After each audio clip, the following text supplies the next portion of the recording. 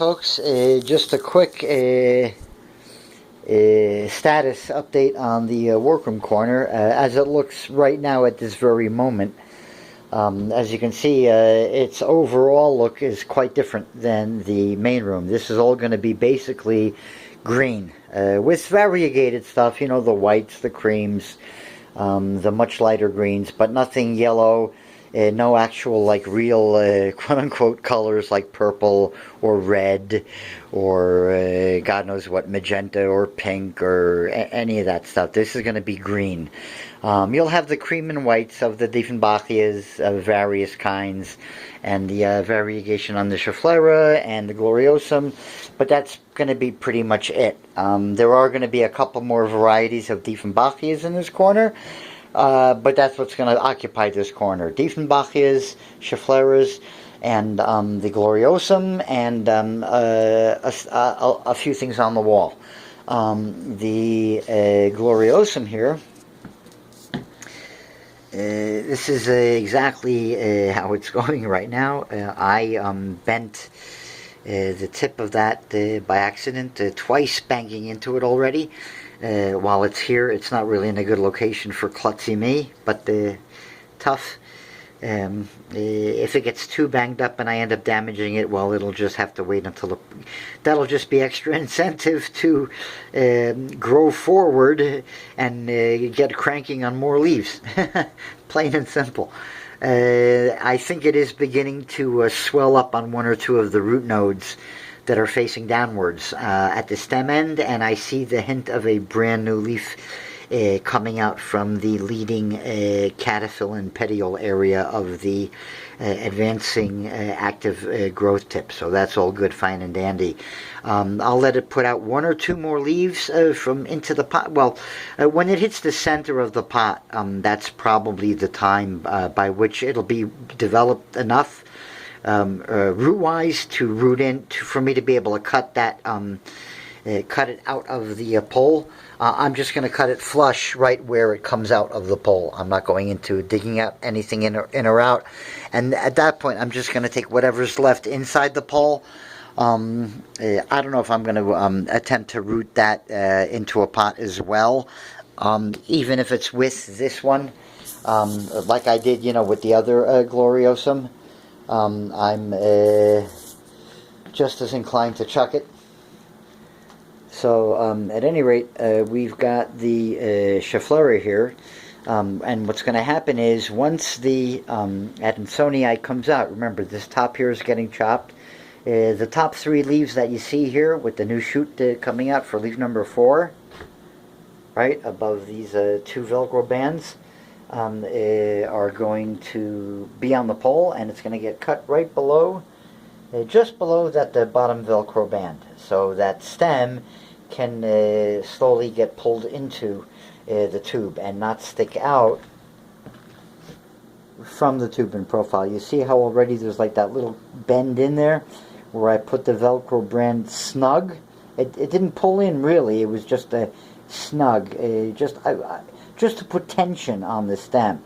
And now, after about 2 weeks, or a week, or 10 days or whatever, in that kind of time frame, it's now very lightly gotten pulled in just a teeny bit closer to the pole. As soon as that end is cut, it'll be able to also pull itself into the pole. It will try to hug the wet sphagnum a little bit better, and it can do that. It can actually kind of contract itself inwards, closer to the water source with its roots. These plants are amazing in what they can do. That epipremnum cluster and that adensonii will probably be staying here on this wall.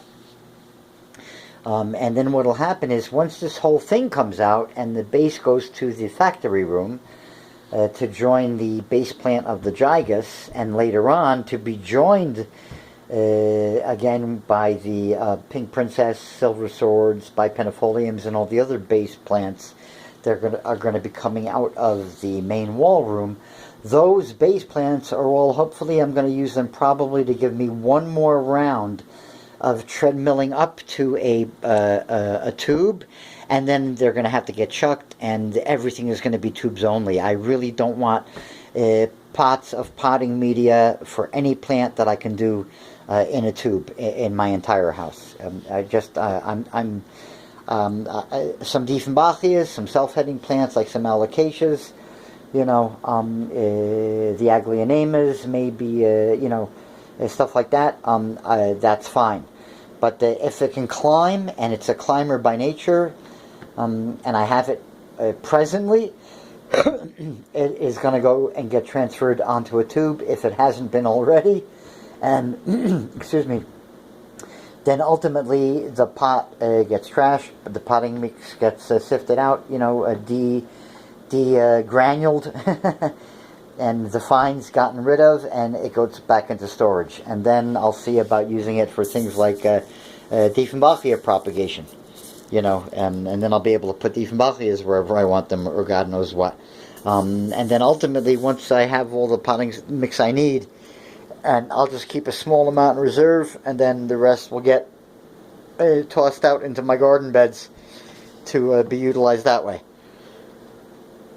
So, pardon my yawn, the Kimberly Queen Anne fern, or so it was labeled, originally by Walmart,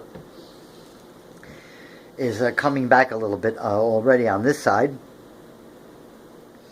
And I think I'm going to drop it 1 or 2 more inches by one more cable tie loop. And I think between that and ultimately repositioning it, I won't have to turn it as often, because light will be coming down on it more from the top, just a little bit, and there'll be a little bit better light cast to the opposite side. So I might get away with turning it every 2 weeks instead of every week, to get balanced and good growth. What I may end up doing is just rotating back and forth between it and the new baby, or just put the new baby there and drop it down, and just live with the white macrame plant holder against the black corner. What I really like about the cable ties, which I still have to trim, is that they do a much better job of making the hanging arrangement disappear, against the black backdrop. That was one of the whole reasons for trying this out. I don't like to see, I like things to be as floating as possible. If I can end up finding some kind of like black monofilament line, that would be even better, or some kind of something. I don't know. I'll look and see black twine. We'll see. Something non-reflective that would just disappear and leave me with a floating fern. But I might just swap it out with the baby we have now. We'll see. I can just pull the baby out of the white macrame. That's a hook holder. That's just a plastic hook with three long arms that have a clip mechanism at their ends, and they just clip into a pot. But on this one, the baby, on this planter, I'll have to drill holes or put slits. But heating a flat-bladed screwdriver and just melting a slot, a horizontal slot at the top of that pot, will solve the issue. And I just measure the circumference and measure out thirds, and we're done. At any rate, this room is going to be changing a bit in arrangement. As the adensonii comes out, that Schefflera will probably get moved over to the adensonii, and then that's the farthest thing out on the wall. And then the adensonii baby and that cluster of epipremnums will fill in the space between the Schefflera and the fern on the wall here. Remember, that Schefflera is going to the right, to where that adensonii is, and then these two will get spread out a little bit and moved a little bit also to the left. And that gets the wall done. I might bring a smaller Schefflera and put it back up against the wall. We'll see. I have to see how this all looks. And the Dieffenbachia is going to get the readjusted, and the snake plants are coming out to line the bottom of the window of this room. And then, the Dieffenbachias get a little bit rearranged, But this is going to be, in general, the entire tone for this corner. Greens and some whites variegations. None of the non-green, very much more colorful stuff. Just real simple. More of a jungly jungle kind of vibe for this little section right here. And then hopefully the ooky part, bottom part of the wall underneath the window, where it's back to that, you know, cream beige color crap with that texture, will get hidden and covered up and camouflaged by my snake plants lined up all underneath the window. That's what I'm hoping. And then the work table will be right in front of those snake plants. Yeah, a lot of rearranging will get done here, but this is basically the overall visual style of what's going to be happening against this wall. And that's that, folks. The workroom.